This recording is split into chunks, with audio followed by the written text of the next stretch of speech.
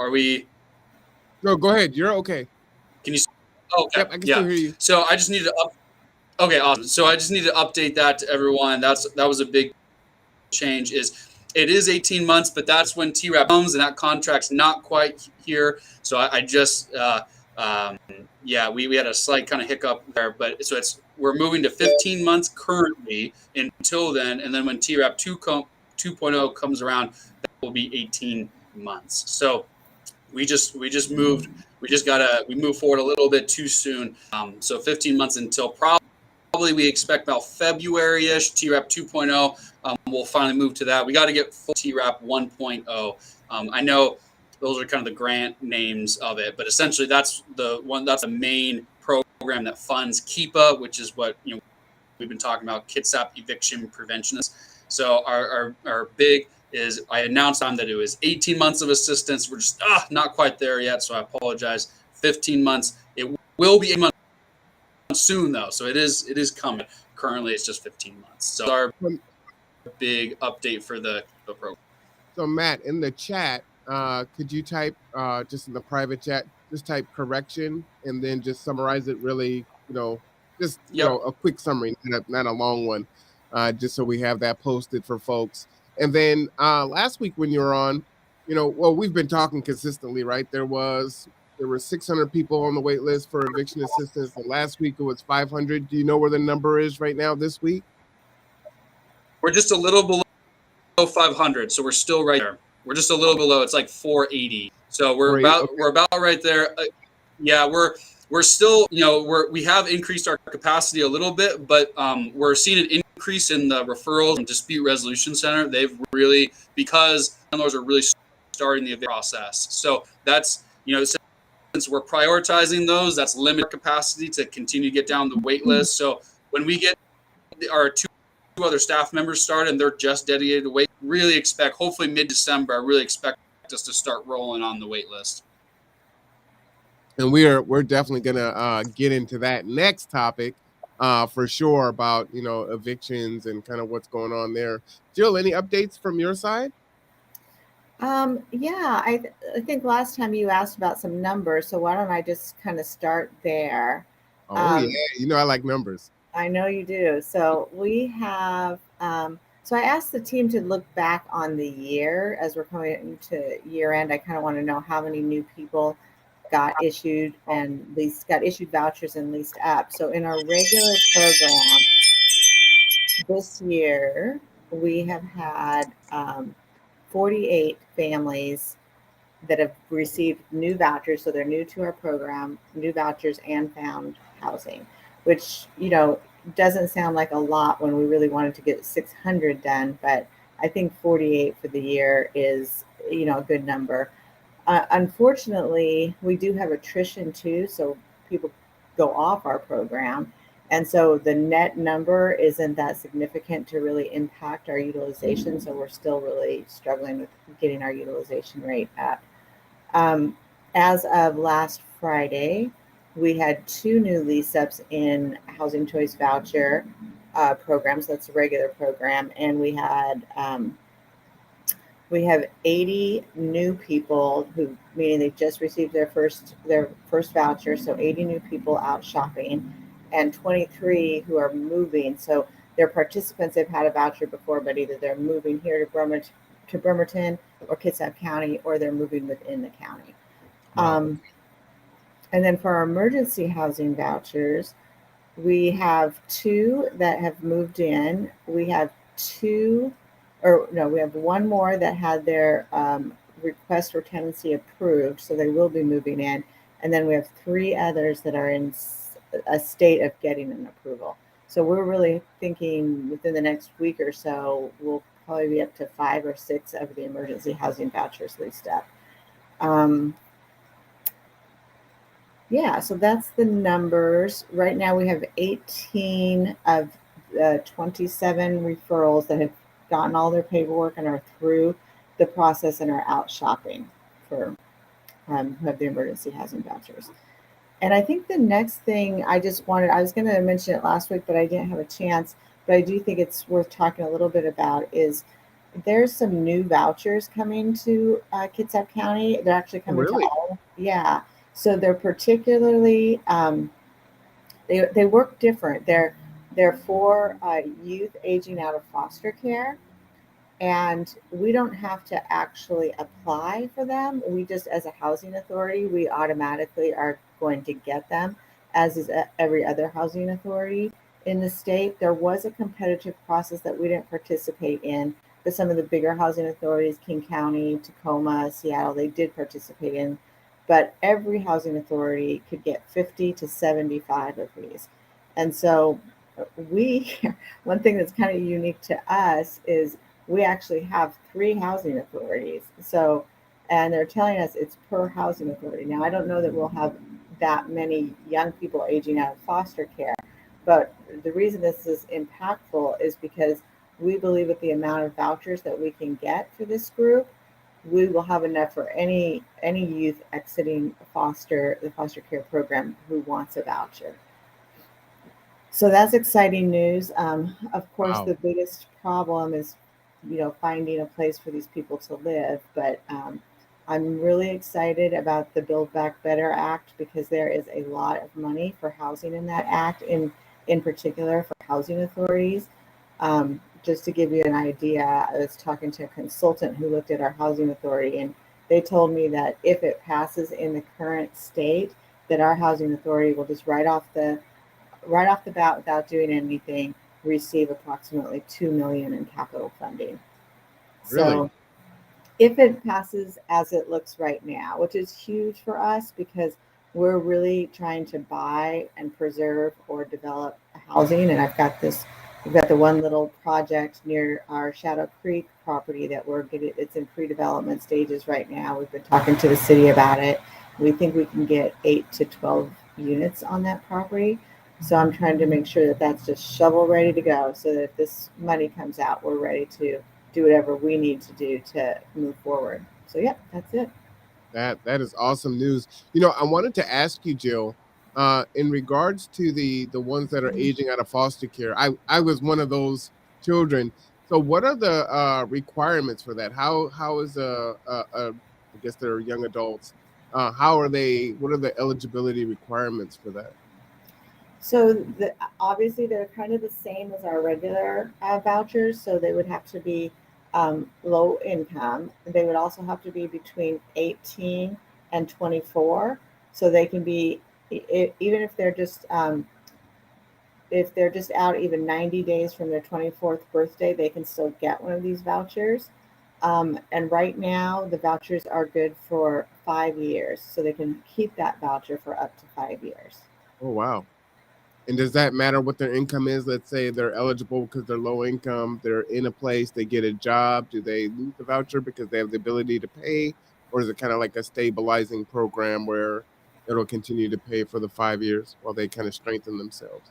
Yeah, it is just like the voucher, unfortunately, where if you go over income, you lose it. But I think with this particular population, they're going to need a lot of services, and Olive Crest and Coffee Oasis will be providing those ongoing, services that they need if they choose to have them.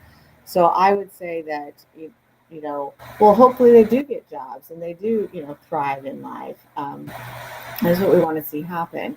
But I think the voucher will be there for a significant period of time in their lives during this really crucial point. What's really powerful too is I mean, one, I mean, we've got COVID and everything else going on, but what a time to, learn a vocational skill or attend a college. You got OC that's right here. And you don't have the stress of how am I going to pay for a roof, and I can focus on my studies. So that is a huge concern for people that are trying to, obtain a degree or a certificate so they can take care of themselves. So that's huge news. I'm really excited to hear that for sure. Yeah. And I don't think stuff like that existed when I was that age. But then, of course, I was pretty stubborn, so I probably wasn't very receptive to it. So, but putting that information out there, I think, is really important too. So I know that a lot of folks that watch, know a lot of kids that are out there trying to figure it out and getting ready to age out. So this is excellent information. Yeah. I think Jill, I'm not sure if Kirsten's reached out, but she's reached out to us, and it looks like we'll be able to pay the move-in cost for those vouchers as well to help get them in. Yeah, she mentioned that. And the county is actually paying for the services too. What, really? They're paying Olive Crest. I don't know if they're paying Coffee Oasis. Do you know, Matt? I think for sure they're for sure paying Olive Crest for case management, but I'm unclear too. I know Coffee Oasis is supporting, but I'm not sure if they're getting case management funds. But I think we did get clarified that if they're exiting out foster care, they would qualify for CHG, so that would allow them to qualify for our move-in only program. So that, and then we can pay the move-in cost, and then the Section 8 will take over. That's great. That's excellent. That really isn't. I love to hear, all of these different organizations working together, right? You've got the county, Coffee Oasis, KCR, Bremerton Housing Authority. I mean, it takes, everyone working together to really make these changes in people's lives that are going to be not just fundamental, but sustainable and have some resiliency with them. So, man, I love hearing stories like that. I think that's fantastic. So before we go on to our next topic, I just wanted to swing back to Matt just to touch on what he said before, because we weren't live yet. I forgot to hit the live button. So that's what happens when you have technical difficulties 2 minutes before airtime. No worries at all. Yeah, no, I just want to say our earlier update is where our big goal right now is getting the wait list to functional zero, like we talked about last time, right? And so part of that is KCR staffed up tremendously. Part of that is we've reached out to Live Stories, so through Commerce. So they're a third-party agency that's helping us just process applications. And so our piece of it, though, is getting to 9 team members. That'll be the biggest team at KCR, bigger than Housing Solutions Center and bigger than housing as well, as at least for housing community support services, our division KCR. And so just dedicated to processing these applications. Really close, and big thanks to Marwan for referring some folks to us, and we're very close to getting that 9 all staffed up. We have 8 for sure, just waiting for our last person to hopefully I'll announce we've got all 9. And then Carla is stepping up as the manager as well, and she's more and more responsibility each week and doing a fantastic job. It's been a community effort getting us to be all the way, as everyone knows, right now is a challenging hiring market for a lot of good reasons, but so we're very glad the people we have, and so we're really trying to take a big chunk out of that wait list and get everyone to serve as they come in. That is our goal. We don't want people to wait. We do have priority applications from our outreach partners and our legal services, but we don't want anyone to that's our big goal. So that's the big announcement. We're moving forward on achieving that goal. Absolutely. I appreciate you for that update, Matt. All right, so let's kind of get into it a little bit. Some of the things that I kind of wanted to touch on is, as we're coming into the holidays, just curious, do things change, as folks are looking for a place, as they're going out and shopping? Is this a typically the market to go and look? Are people moving right now? Are people usually pretty settled? We have COVID, we have the bridge program ending, so we have some other variables that might mix some things up. And then are there any tips or tricks that you would recommend for folks that are looking for a place right now during the holidays? Yeah, I would say the housing market is so tight here, Marwan. I mean, even at any point, the vacancies are really, really low. So I don't know that we could really quantify if it's worse during the holidays or not. I would suspect that most people want to stay in their homes during the holidays, so there may be less available, but there's such a low vacancy rate for affordable housing that I'm not sure if the holidays are really going to have an impact. Matt?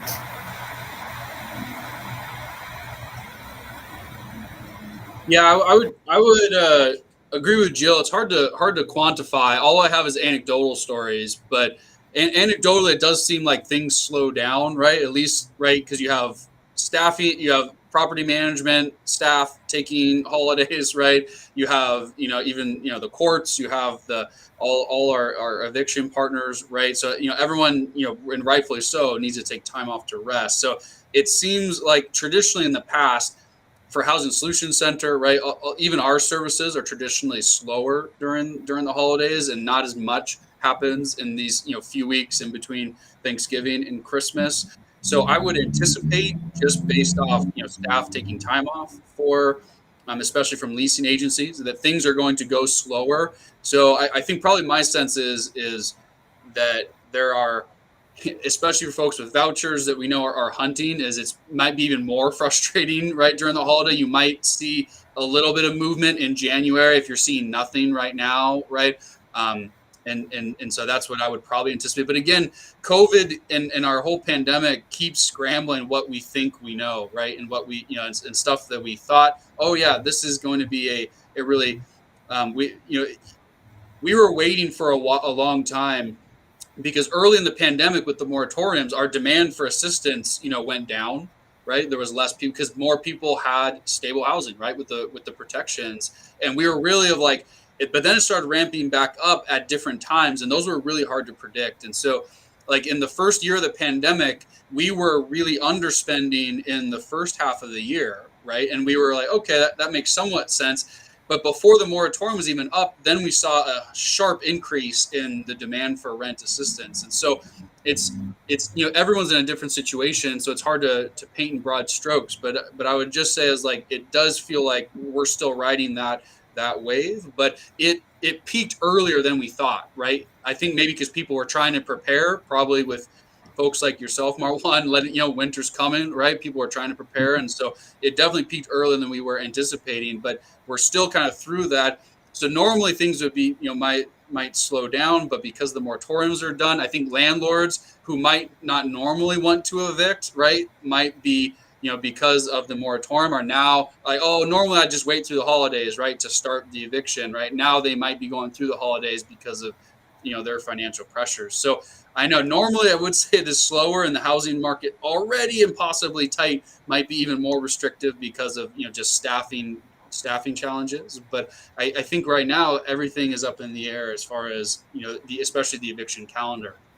That being said, I know the courts are really on board. Just had some update from some of the courts, is they're really on board with making sure the right to counsel is enforced. And so that's a lot of good news for folks. If they're, for some reason, if you don't get to Dispute Resolution Center, any of our other partners, that even if your landlord is being aggressive, the courts are really on board with making sure you have all your rights. So that's a really good thing for Kitsap, and a lot of credit to our local courts. So I got a question for you. So let's say you receive an eviction notice. Is the landlord required to put that they have a right to contact these agencies, or like how would someone know? Like, what do I do now? Yeah, and a lot of that, because this is all new, a lot of that's being built. But the short answer, and again, this is hopefully, Marwan, we're working on trying to get more of this information in one bundle. But I'll answer as best I can right now. If it's for rent, like a 14-day pay or vacate, that the landlord is required on a 14-day pay or vacate notice to put the contact information and a referral to Dispute Resolution Center to start engaging the mediation piece of the eviction process. So yes, that for that notice and for non-payment of rent, it is on the landlord to notify the tenant with the 14-day notice and to send a referral to Dispute Resolution Center to start the mediation process and to fulfill the tenant's right to mediation. Now, for other note, like a 10-day or some of the other types of notices, for behavioral or other non-compliance of the lease, they don't have the requirement to go to DRC. Those can go to court. But in that phase, the tenant, if they're, I think it's 200% federal poverty level, so if they income qualify, they have a right to counsel now. And that's the situation that you could go to court. But if you didn't get connected to Northwest Justice Project or Kitsap Legal Services, then the courts, because they're the last kind of backstop, they're saying, oh, did you get your right to counsel, right? Now they're asking the question too and saying, did you get connected with Kitsap Legal Services, because they really have the contract for right to counsel, and they're asking that question. So you kind of have two ways. For the non-payment of rent, it's on the landlord. Now, really, the tenant hopefully is hearing something like this, so they can contact the KLS or Northwest Justice Project, for representation beforehand if it is a non-payment of rent. But if not, if they get to that final backstop, the court is then asking that question. So it's on us, it's on the landlord, and it's on the courts as well to let them know, depending on the notice. So is it fair to say, our listeners are really smart and they pay attention, but you get that eviction and the panic sets in, right? Yeah. Is it okay to call and say, hey, man, I saw you on the podcast and I just got this eviction. What do I do? Where do I go? Who do I call? Yeah, no, our front desk is doing that, and we've been training our front desk to try to advise people, right, to kind of air traffic control about where they go, depending on what it is. Always, clear. I talk about the eviction defense hotline all the time. The eviction defense hotline is always a good place to just get some general information in specific to Washington, because they're actually, I think, paralegals or actors themselves, right, that are answering those calls, depending on who it is. So that's always really good information. But you can definitely call us, and we can kind of give you the best answer of, hey, what type of notice do you have, right? Who, our front desk can try to walk you through that process. But if you're really needing specific legal advice, we're not attorneys. We can just try to point you to where to go. So right. I would start with if you're really not sure, the eviction defense hotline is probably the place where you want to go for actual legal advice, because they can also refer to Kitsap Legal Services, and yeah, so they're definitely a good place to go. And I can put their information in the chat again, Marwan, if you want to post that. Yeah, if you do that, actually, what I'm going to do is I'm going to put it in another section so I have it every week, so you can pop that up. Cool. But yeah, do that, because that's, again, when information comes in or you get hit with that particular crisis, you may freeze up and, oh, what am I supposed to do? I know I was supposed to contact someone. Give a call. The front desk is very helpful to guide you on where you need to go. So don't worry about that. We're there to help. Yeah, and our front desk, they a lot of people are calling anyways, right? Because a lot of the folks are already on the wait list, right? So they're calling, and that's totally fine. Our front desk are equipped to handle that, and we're definitely telling them, hey, if you got a 14-day non-payment of rent, here's the contact for Dispute Resolution Center. Here's their number. Here's their email, right? Here's some information of how to get there. If your landlord didn't give it to you, request, and then here's the eviction defense hotline to make sure to see if you qualify for legal aid. Because again, if the landlord didn't refer you, I know it's confusing, but the landlord's not following the proper process. So if the landlord didn't refer you for non-payment of rent to Dispute Resolution Center, that could be a grounds for a defense attorney, right, to either dismiss or prolong the case, right? Because the landlord does need to follow the proper. And again, I'll let attorneys speak to that individually. But I hope what I'm trying to say for folks is, don't automatically panic if you don't have the referral to Dispute Resolution Center, because that could work in your favor if you get legal aid. It just depends on your exact situation. So I think that's what it's, reach out to the resources, clear, us, if you haven't submitted your application, right, then Dispute Resolution Center as well. But we are connected. All these agencies are talking, and we're really working to make sure we have a robust backstop to prevent people from being evicted.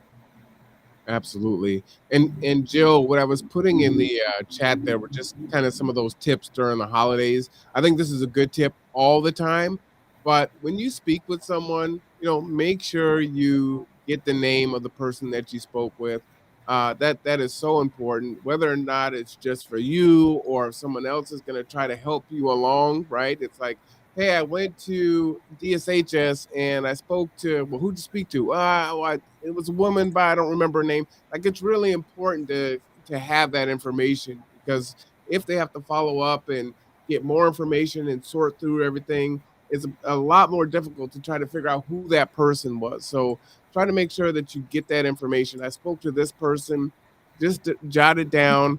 For me, Layla gets me little things for my birthday. I've got this little notepad with me. You can put it in your phone, but just write that little note down because it's helpful for you to remember.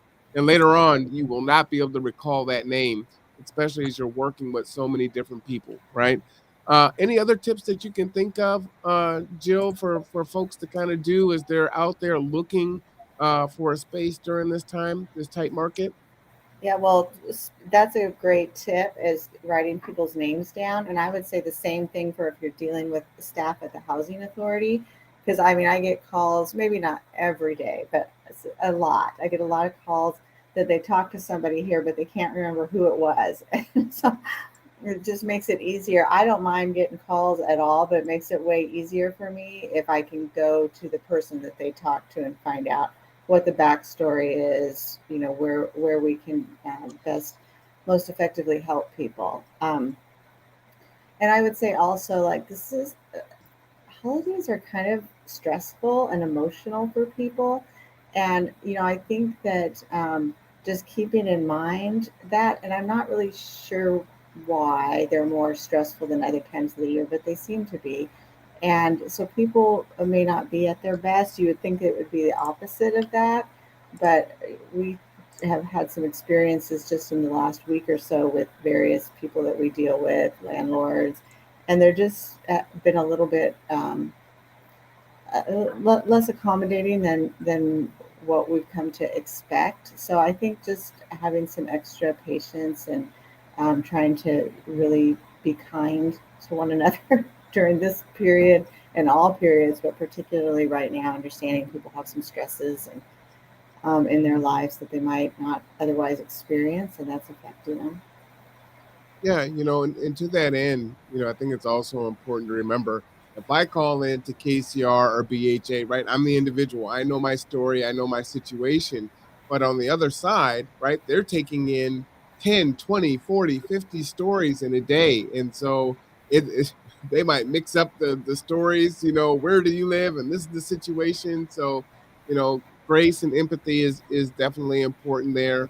I had the library on last week. Shout out to the Kitsap Regional Library. And we were talking about the 5 W's. And it's so important. It seems so simple, but it's like the who, what, why, when, and where.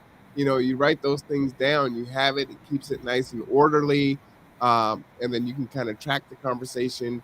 And so it's good to annotate that. And as Joe was saying, it is holiday time. It's very stressful. And surprisingly enough, if it's not a surprise, it's understandable. But many folks are living check to check that are providing these services, so they're stressed out during the holidays too, right? And a lot of us are living, one tragedy or one bad situation to also being homeless. And what happens definitely in the service provider sector, a lot of people that needed help want to give back, so they go into this work, right? And it's not a work where you're going to get rich off of, right? This is not the field. Uh, so just be thoughtful of that. I think that's a nice one to go in with, because sometimes you get what you give, right? If you come in and you're frustrated and there's attitude and you're kind of angry or short, right? You might get that back.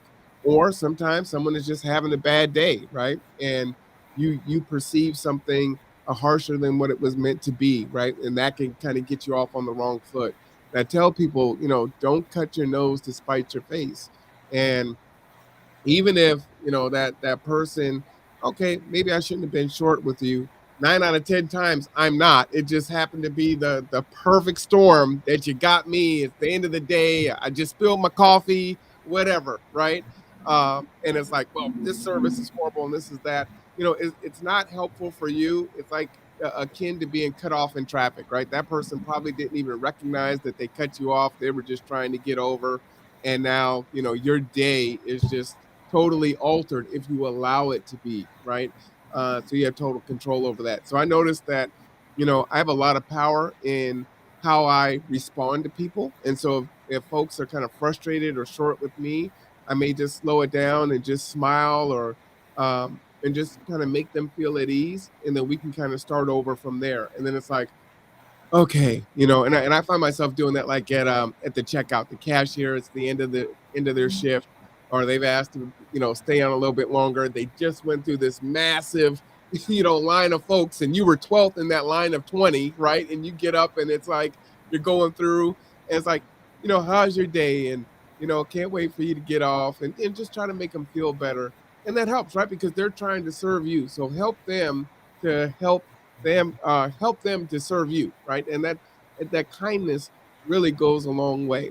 And again, you're probably going to work with these folks over time consistently, and folks remember that, right? And it's not like it's going to be a favoritism thing, but we have folks that are just a joy to work with. It's like, hey, I know you're going through the situation, and when we talk, it's always a pleasant conversation, so it's just a lot easier to help folks. So it's just all things to consider during the holidays, because it is a very stressful time.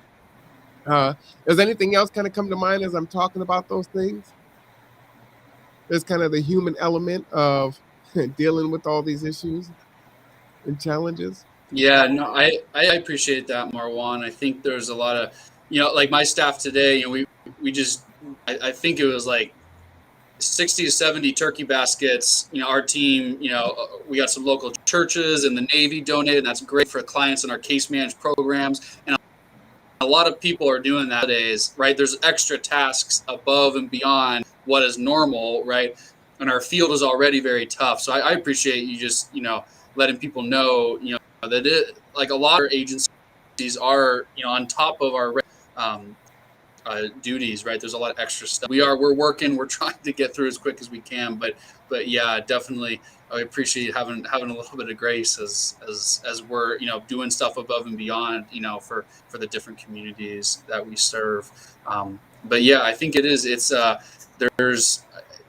I think we all could do with trying to put ourselves in other folks' shoes, and that's what our team does too, right?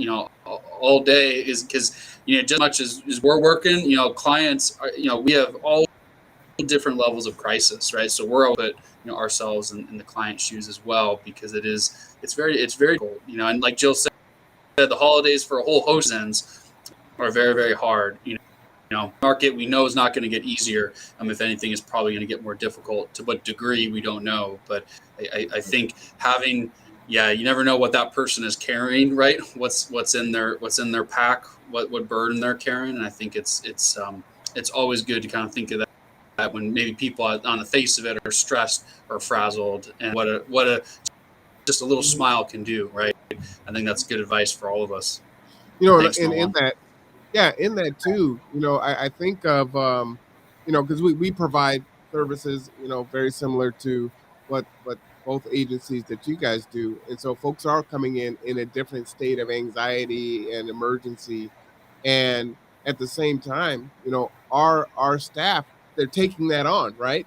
So those stories are hard, right? It's like, hey, I'm living in my car, I'm homeless, I'm hungry. All these situations are going on. That's one after another, and it takes its toll. And it's like, okay, hey, how you doing? How can I help you? And it's like next one up, right? And you're trying to continue to present and provide hope and provide services, right? A solution, and it does wear you down. So you have to recharge, you have to re-energize, and it is tough during the holidays when it's supposed to be this joyous time, and so many people are struggling and suffering. And you might also be in that same boat while you're trying to help someone else. So it's just, if we're all kind of mindful of that, I think it makes things a lot, I would say a lot easier. Just makes it more palatable, I guess. It's probably not even quite correct either, but it's just difficult is really what I'm trying to say there. So as you were trying to figure this thing out and find some housing in this tight market, being kind, and that might actually be the difference when you're looking at different places and working with folks out there, trying to find property managers and things like that. So you want to leave an impression, you want to leave a good impression with folks. And so those are kind of the things that you can control. So locus of control is super important. Oh man, I should do a talk on that later. I might talk about locus of control. Uh, that's really an important one. Okay, so we talked a little bit about program updates. Even if it's an anecdotal stories, what types of things are you hearing as far as these eviction processes now being able to resume? Does it seem like landlords are really taking advantage of that? As Jill was saying, they are starting the eviction process, and what can you share with us on that? Well, You I want to can start, just Jill? say, sure, we have not actually seen with our voucher holders, we haven't gotten notified of anybody being evicted so far. Certainly, we aren't doing any evictions for non-payment of rent. So I haven't really started seeing that at all. I don't know about Matt over at KCR. Yeah. So our the demand for, and maybe it might be helpful next time I can come with some numbers of some of the more recent one partners. I think that could be really helpful. I can try to add that to my list, Marwan, of what to do. I'll write a note for myself right now. But that's what, yeah, just off the top of my head, I know our folks from Dispute Resolution Center are making up a good lion's share of the priority roles right now from the lead team. We have much less from actual lawyers from Justice Project and Kitsap Legal Services, but they're steadily going up, and so that referral process is happening now. A lot of those we're catching on the front end, right? Which again, somewhat takes our capacity away from the wait list, but I told you earlier how we're addressing that long term. But yeah, so the process is happening now. We're able to catch those folks and give them rent assistance because they're getting referred from Dispute Resolution Center. So we got to give Dispute Resolution Center a big shout out because they're doing tremendous work working with these landlords. Nice. I love the shout out horn. Great, Marwan. So the dispute resolution center, they're really doing a good job because they're in a tough case because they're trying to, the landlords are upset, the tenants are in crisis. It is not an easy job what they're doing, trying to mediate with, trying to keep everyone to follow the process. It's a new process from what landlords have to go to compared to, just a few months ago, right? All this is new. So you have landlords that are very upset, right? That feel, they're being taken advantage of. You have tenants, right? That feel, they're not able to pay or in crisis, right? They're just trying to get a roof over their head through the holiday. Very difficult conditions, but they're doing a great job of talking everyone through the process, right? And then sending those referrals to us, and then we're able to pay those pretty quickly right now. So a lot of those that are in the eviction track, we're already getting them out of the cycle as we speak. So that's happening now. So that's positive. Now, some of those are getting through either because rent assistance won't alone solve it, right? Or there's other issues. So that's where the lawyers are stepping in. And those cases are increasing as well. And so the legal services are really stepping up, and Legal Service and Northwest Justice Project did a great job. So the evictions are happening, but the good news is now they're finally starting to trickle into court. Like I told you earlier, and so you do have court also now getting involved of understanding what they need to do and what the different laws are, and I think they were very lucky in Kitsap to have right now everyone is talking to one another. The court, Dispute Resolution Center, Northwest Justice Project, Kitsap Legal Services, and us and the county. So you have all the different players that are communicating. So they are ramping up, but a lot of them the process is working. Now we'll see. For some of the cases, right, that there's rent assistance alone won't solve it, right? That's where I think we might see more of that. What we also are seeing is a lot of cases where the landlords are selling the home or they are moving into the home, and that's an automatic. There's really no defense to that. The tenant has to leave. I believe it's 90 days, so it's a 90-day notice, and the tenant has to leave. And now that we do have, in some of those cases, the lawyers are still getting involved to try to negotiate that piece because sometimes there might be non-payment of rent involved too, but there's no recourse for that. So it's a good thing for folks to know is that if you do get that notice, that is kind of the slam dunk from landlords to to get a tenant out. Unfortunately, there's not much recourse, and so in those cases, we're trying, as best we can, if we can get them caught back up on rent, and if we can show they've been displaced by COVID, we can move them into another place if they find it. But again, we're running that same folks where some of those, I think I talked about last time, we can't move them anywhere, right? We can put them in a short-term hotel for a month if they get displaced, but once that's done, now we're looking at the shelter option. So the evictions are happening, but I would say our system is working on for the most part for the non-payment of rent, and we're only seeing it's pretty small number. I think under 10 right now of those displacement cases or people that have actually been evicted so far that we've been involved with. Some of them aren't connected with us either because they don't qualify, right? Or the issue is not, rent, payment of rent is not the sole issue. But I'll say for the ones that we've been involved, it's less than 10 right now of people that have actually been evicted because of various reasons, and then now they've had to and we couldn't find them a place, and so or they couldn't find a place on their own, and so it's not great, but compared to the huge numbers that are behind on rent, it could be worse. I just say that it could be 600 instead of 10, right? I mean, yeah. It could be a whole lot worse. I did want to ask a question, because I've heard of situations where a homeowner wanted to evict, so they said, "Hey, I'm going to sell the house," and they get the tenant out, and then they don't sell the house. Actually, just heard a story like that. So, have you heard any stories like that? Is there any recourse for the renter at that point? Again, we kind of talked last week. Would you really want to move back there and you're out, but is there a reporting that they could report? Might not do a whole lot because they can say, they come up with 1,000 reasons on why they took the house off the market, right? Yeah, I think so. I think this would be a good question for Northwest Justice Project, and hopefully soon Marwan will be able to get them on the podcast, because I think that'll be a wealth of expertise, of having an actual lawyer's perspective. So I want to say that it's something that they could potentially help with. I'm not sure the consequences of it, but I do know we try to let Northwest Justice Project when we're like, oh, we're seeing that. And we have, we've heard of some stories too. I haven't confirmed any yet, but I've heard of about 2 or 3 stories of tenants saying, hey, I got kicked out because of this. And then they look on Craigslist and that same unit is now listed after they're out, right? So that is a really good question. I definitely would want, I need to dig into the RCW to see if there's any recourse for that. And then I think the short-term answers, you can always report it to Northwest Justice Project, then at least they are aware of it, right? And that's what we do too. When I hear it, I just, we talk to Northwest Justice Project to let them know. Yeah, I think that's a good idea for any of you that have had that experience where they put the house on sale and then pulled it back. Because if it was a way just to get you out, that's pretty messed up, right? Yeah.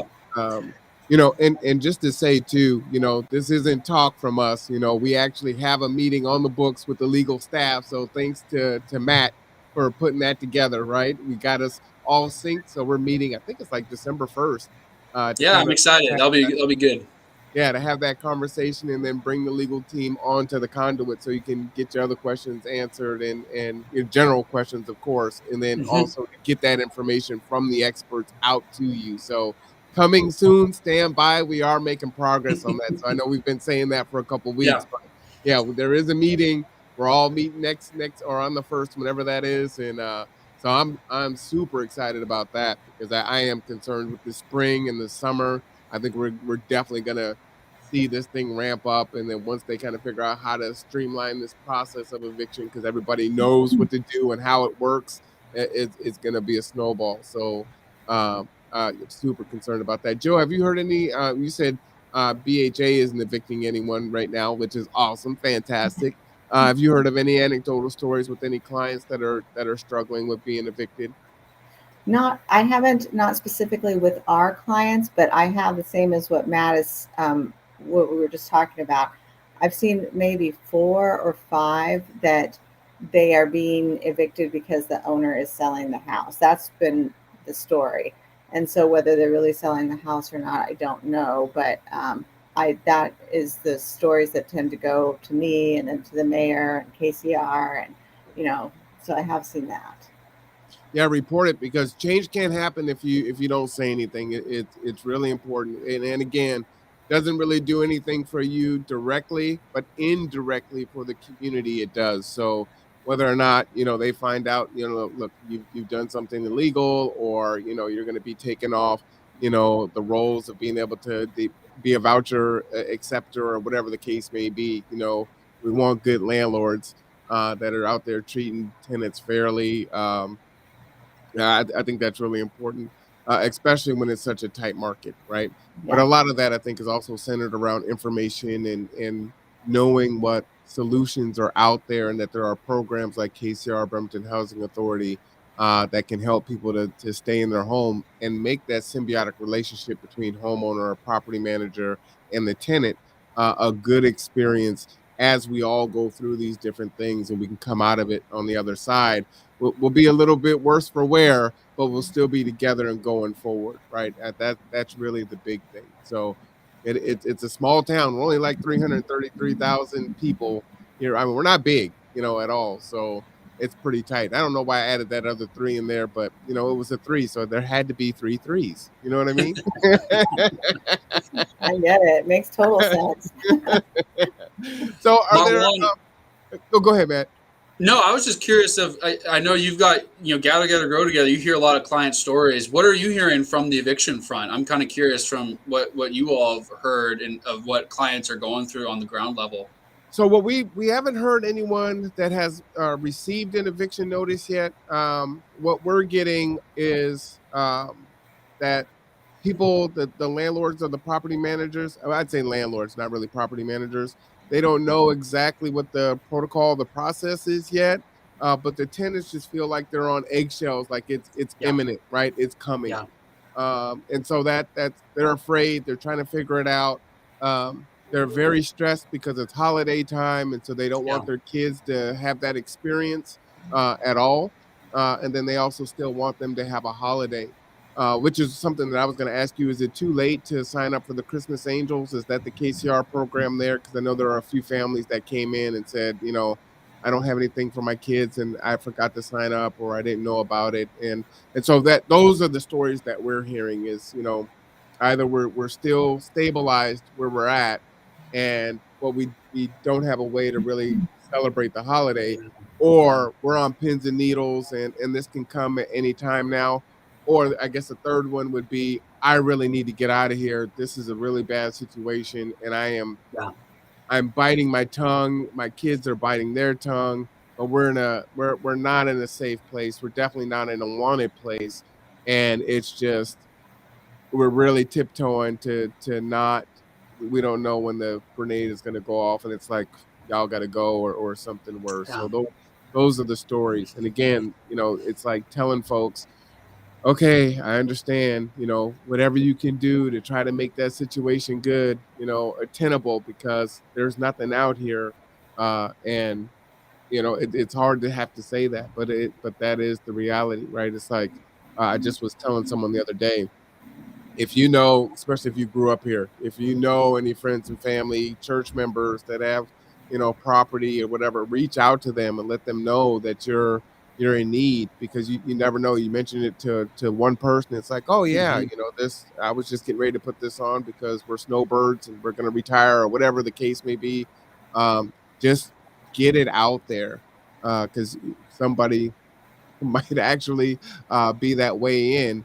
And then with KCR and BHA, they can walk them through the process on how to qualify so that they can be a voucher receiver, So that I literally just said that to someone on Sunday. So Yeah. I try not to work on Sundays, but we work 7 days a week typically.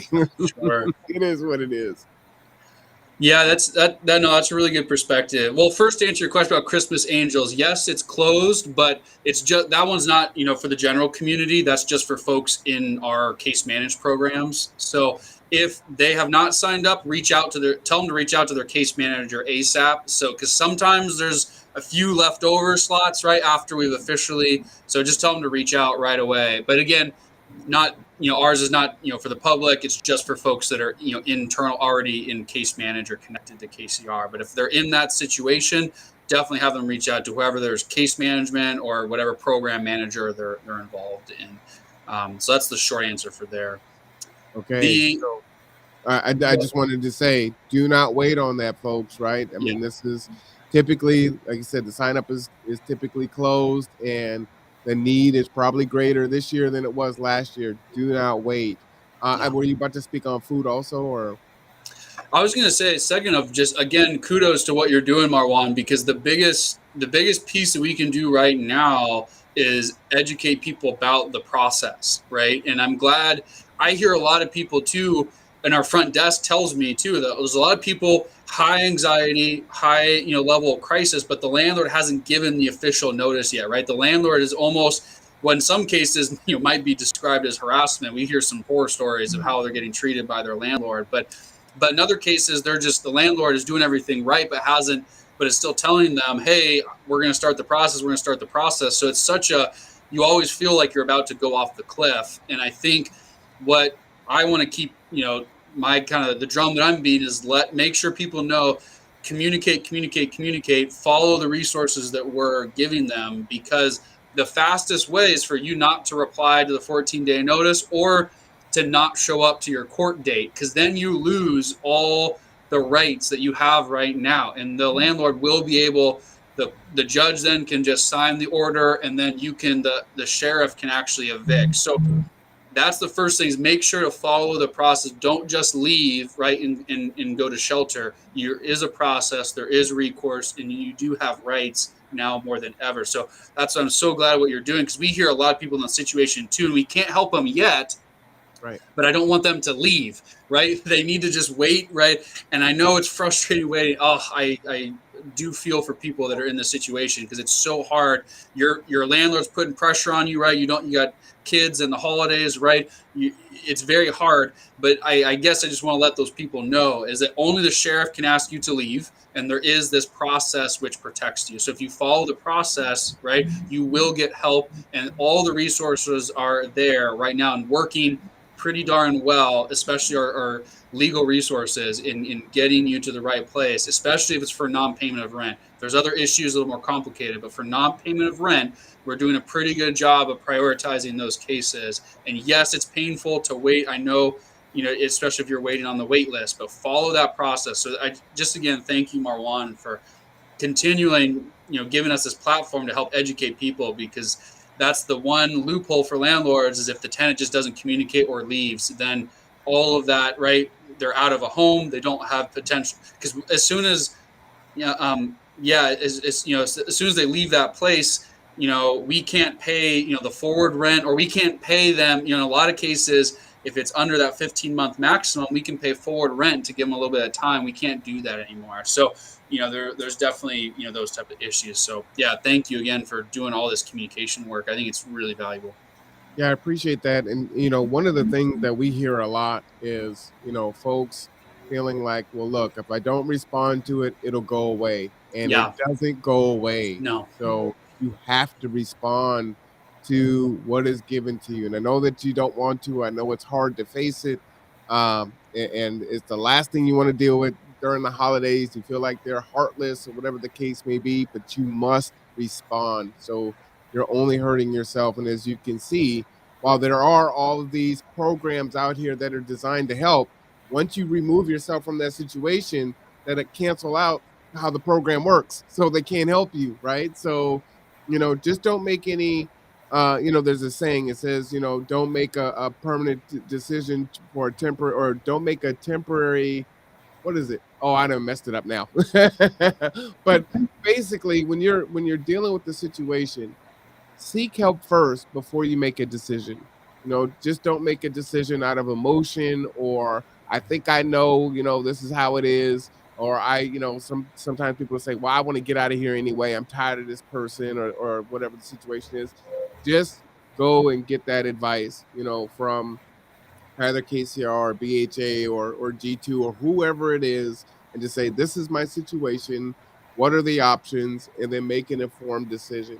And, there's nothing that's such an emergency typically where it's like, I've got to respond right now in the last 2 hours, unless you put your head in the sand and now it's day 13 and there's 2 hours before closing, right? But, typically you have time to reach out to someone and then let the shock of the emotion and getting the news kind of settle in a little bit, listen to what they have to say, make another decision, maybe talk it out with other friends and family and people you trust, and then make the best decision for yourself and your family. That's really the best thing that you can do. But I see a lot of people make decisions based on emotion, anxiety, anger, frustration. These people are, they're dirt bags and they're this, that, and the other. And then you do it, but you're really cutting your nose to spite your face. I see that so often, and it's like if you had just, spoken with someone and just slow down, measure twice, cut once, the situation could have been different. So, and it's so tragic because there is help in a lot of different formats and a lot of different ways, but if you cancel yourself out of that help, it's a true tragedy. Joe, did you want to just elaborate on that? Or Oh, no, I just agree with everything you're saying. I mean, people need to just step back and try to work out the situations that they're in if they can, because there really is so little available right now. So I think that's really good advice. Yeah. is KCR and BHA, are you going to have any holiday hours during Thanksgiving, Christmas, or New Year's, or is it all full steam ahead? Well, we'll be closed for the Thanksgiving holiday and the Friday following, and then same for Christmas. We'll have 2 days off, depending on where Christmas falls. Um, but other than that, no, we're not changing our hours at all. And Matt, on your side for KCR? Yeah, same for us. So normal hours, except Thursday, Friday, Thanksgiving, and then I believe we have Christmas Eve off. So I think we just have a day around Christmas for us. All right. So if I'm a client and I'm working on trying to find housing or doing whatever it is, getting information that I need to provide, this day is pretty much over. We've got Tuesday. It's a half day on Wednesday for those of us that have kids. And then, both offices will be closed Thursday and Friday. What should I do? What's the best way to communicate? Do I send communication off during Wednesday? If it's Friday and I'm up, do I send an email and hope, I'll get a response Monday when I come back? Should I re-follow up again on Monday, even if I send it Friday? Well, what's your advice there? I would say if you find something, a house, and you're a voucher holder, you should email to our staff, because even though we're off, most of the staff are exempt employees, and they're going to be checking their emails anyways. Especially like the Lori's, who is just she'll want to know. So don't have the expectation that we can get right back to you. We will get back to you on Monday or Tuesday as soon as we can. But I would send it as soon as you have the question or information that we're waiting for. Don't hold on to it. I think it's also true too, right? After a holiday or a couple days off, you come back, your inbox is super full. And it's like you might want a response at 9:15 a.m. They just got in at 9 and they're looking at 100 emails. There may be some team meetings and some other things to do. So they're going to have to process that information. You still want to advocate for yourself for sure, but understand that there's going to be a little bit of lag after a holiday or a weekend, especially if there's a holiday weekend and you have both of those things. So what's a good what does KCR or Brampton Housing Authority kind of prefer? I know this might be individualized to the person. It may be different for Lori than it would be for Matt or Carol.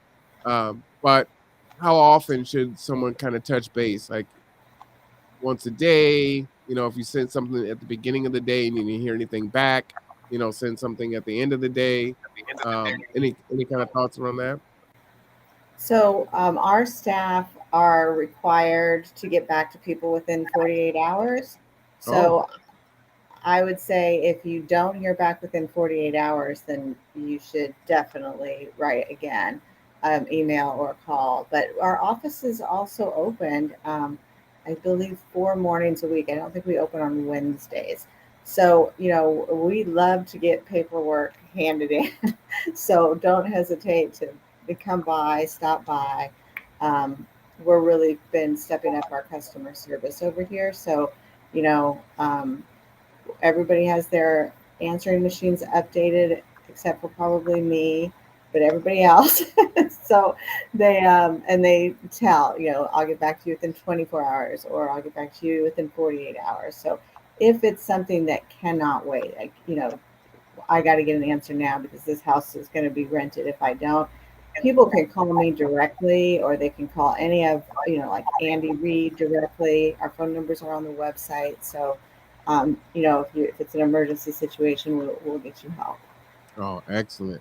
Matt, on your side? Yeah, sure. So most of our folks, you know, use Google Voice to text as well. So we prefer what get us the information quickest. You know, a lot of times our clients are, you know, we're most of the time, say for the wrap team, it is they're, you know, we're a lot of times waiting for the client. So we will do whatever the client wants as far as communicate, if that's text, email, or call. We most of our folks can accommodate that. We have some limitations, but most of the folks have texting capability. But I think for as far as the holiday communication, email, right? That's because, you know, our staff will be out, so we'll try to get back to that as fast as we can. So email is always a good way, especially, yeah. And I know some people can only work after hours that we're not working, right? So email is a nice record of that. So definitely want to encourage email for after hours or weekend communication or holiday communication. If that's the only day, don't hesitate. We'll get back to it, you know, as soon as we can. We're in the office. But yeah, as far as if you don't hear something, we get behind as well. We have, you know, really try to get back to football, you know, within that 2 day, you know, 2 business day kind of time period. But the demand, right, we get a little behind. I do my step. We not take it personally if you follow up with us, right? No. So we would clients that are over communicating than under communicating. So if you want, you know, if you want to follow up every day, this is where we're at, right? This is what's going on. Because a lot of landlord, right? So if you want that update, you can definitely communicate with us to like, hey, we're still waiting on the landlord. Because then maybe you can strategize with our navigator and be like, maybe you can walk to the leasing office, right? And be like, hey, wrap team's waiting for you, right? Sign that Panda doc. So please, email is a great holiday. And if you want updates, you know, that's totally fine. If you want to call or email, you know, even every day if you would like. But I think at least weekly, if you want to check in, that's totally appropriate. But we're really training our navigators. You know, we're trying to reach out and communicate with you and see, right, with the letters of pledge, letters of attestation, right. That's why we have the signature receipt. So we're trying to really make sure everyone's involved on the communication front, is like when you get approved, when you're denied. But if you want even more than that, definitely feel free to call or text or email. You know, again, too, what's great about email is it gives you a record, right? It gives you that date and that time that you sent the email. But if you make a phone call, not a bad idea, just to get a little notebook or something that you're going to keep nice and orderly. If you make a phone call, you know, write down the time, write down the date, who you called, and what message you left, so that you have that, right? Hey, I sent you an email on Monday. I called you on Tuesday with this information at this time. This is who I spoke with. You know, maybe that person is out sick, and so you're going to talk to someone else. And now you kind of have that history that you can go back on, and you'll remember what you've done and what you've accomplished. So later on, you're not wondering, okay, I was supposed to call KCR and do this, and I was supposed to talk to BHA, or sometimes you got multiple things at KCR. Maybe it's energy assistance and housing and the Christmas Angels. You know, maybe you're doing all three, right? And so now you know who you've called, and you have that. And do remember, again, when you make a phone call, take your time. You know, hello, this is Marwan Cameron. My phone number is 360-373-3000, and I'm calling for 1. I'm calling for 2. I'm calling for 3. Look forward to hearing back from you. And again, you can reach me at 360-373-3000. This is a good time to reach me. All right, have a really good day. Bye-bye. And then you write that down, and these are the things that you left. So that's very helpful for the person that is trying to help you. So just kind of consider that. And we have those experiences all the time. You know, I listen to messages and it's like, yeah, there's a Marwan Cameron. My phone number is 36032. It's like, what? And you're playing it over and over again, trying to get the information, and you want to help, but it's like, I didn't get it. I really didn't get it. So just be cognizant of that. Well, I wanted to give you all the final word. I also wanted to say, one, thank you so much for all of your work and your service that you've been providing to the community. Have a happy Thanksgiving. I hope that you actually get a little bit of time to have some respite. As they're saying, email during the holidays. You got exempt workers that want to know, right? So we never truly stop. But work-life balance is important. But I did want to just thank you for all the work you're doing, especially in this time that we're in, and all the unique ways and trying to find other grant money and going for that, Jill, and getting staffed up, Matt coming on and just sharing all the different information, employment opportunities and other things, and wanting to always be able to provide a better service and really help folks. So and an honest thank you to the both of you and your agency. Thanks, Marwan. Yeah, thank you to both of you as well. Going into Thanksgiving, I think it's just a natural time to really explore the grateful feelings that you have for people and to acknowledge them. So, anyways, happy Thanksgiving. And yes, I'm always happy to take calls. So, if you've got clients that need something, don't hesitate to call me, and we'll do everything that we can to get people housed. And, it'd be great to get people housed before the holidays, so before Christmas. And I will tell you, Jill means that, because she and I had a conversation before the podcast about someone that I'm trying to help. So that is a true and real story. Matt? Yeah, no, thank you. I'll just end, like you said, on gratitude. Just to appreciate the opportunity, Marwan, to come and share information, and I really am thankful for how much connection point the Conduit has been and the networking that you've done here. So thank you for that, and Jill, yeah, thank you so much we're very lucky to have you in Kitsap. So and I don't know if people realize all the stuff you're doing behind the scenes, but we at KCR appreciate it. So just thank you for your both. That's what I'll end with. You know what? We're going to do our best to not make it a secret, right? Yeah, that's right. We're going to start telling people, hey, she's doing this, she's doing that. This got done, that got done, right?